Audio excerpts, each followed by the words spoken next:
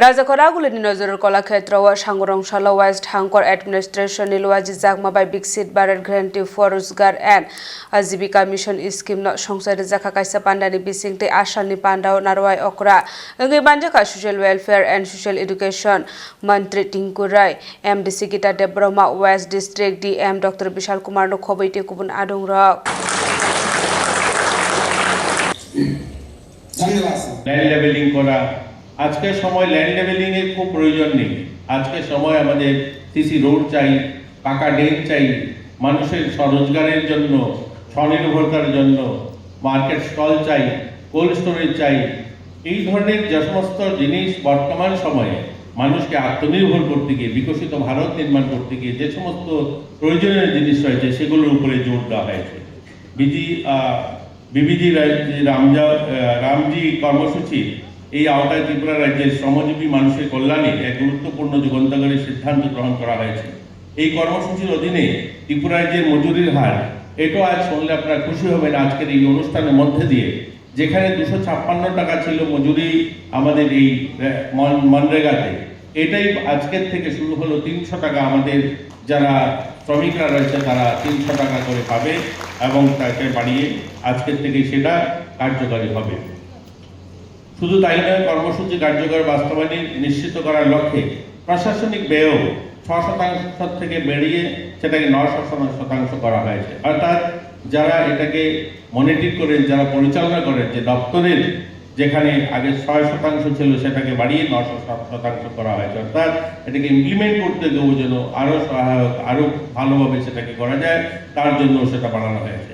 এছাড়াও অত্যন্ত আনন্দের সঙ্গে জানাচ্ছি যে ভারত সরকার গ্রামীণ উন্নয়ন মন্ত্রক ত্রিপুরা রাজ্যের জন্য এই স্কিমের আওতায় 1041 কোটি 70 লক্ষ টাকা প্রথম ধাপে অন্তর্বর্তীকালীন আমাদের জন্য তহবিল বরাদ্দ করেছে। অর্থাৎ আজকের দিনে আমরা আমাদের রাজ্যের জন্য যে টাকাটা পাবো সেই টাকাটার পরিমাণ হচ্ছে 1041 কোটি 70 লক্ষ টাকা। অর্থাৎ প্রথম ধাপেই আমরা এই টাকা পাচ্ছি এবার আমরা এই কাজের জন্য। একটা বড় অ্যামাউন্ট আমাদের জন্য দেওয়া হচ্ছে। আগে যেটা বলা হয়েছিল যে এই স্কিম আসার পরে হয়তো বরাদ্দ কমে যাবে। আমি আপনাদেরকে ত্রিপুরা সরকারের একজন মন্ত্রী হিসাবে, একজন সাধারণ নাগরিক হিসাবে আপনাদেরকে আশ্বস্ত করতে চাই এই স্কিমে আমরা আরও টাকা বেশি পাবো। কারণ হচ্ছে যে বড় রাজ্যগুলো তাদের যেভাবে তাদের জন্য স্কিম করা হয়েছে, যেখানে 60% কেন্দ্র দেবে এবং 40% রাজ্য দেবে, এই ক্ষেত্রে আমাদের উত্তর পূর্বাঞ্চল সহ হিমালয়ের যে ছোট স্টেটগুলো রয়েছে সেই ক্ষেত্রে করা হয়েছে 10 এবং 90%।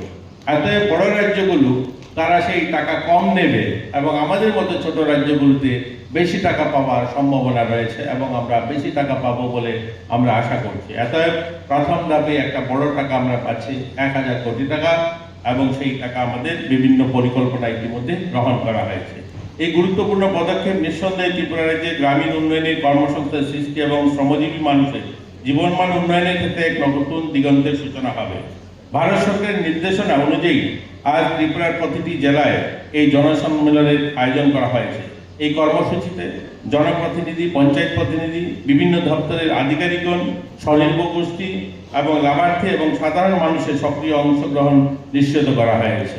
ব্যানার, পোস্টার, তথ্যপত্র, অডিও ভিজুয়াল এবং প্রদর্শনী সহ প্রচার সামগ্রী ব্যবহার করা হয়েছে। পাশাপাশি প্রিন্ট মিডিয়া, ইলেকট্রনিক মিডিয়া, সামাজিক যোগাযোগ মাধ্যমে এই ঐতিহাসিক কর্মসূচির ব্যাপক প্রচার প্রসার যথাযথভাবে ব্যবস্থা করা হয়েছে। ত্রিপুরা সরকার এই কর্মসূচি সফলভাবে বাস্তবায়ন করার লক্ষ্যে ইতিমধ্যে সমস্ত প্রয়োজনীয় ব্যবস্থা সম্পন্ন করেছে।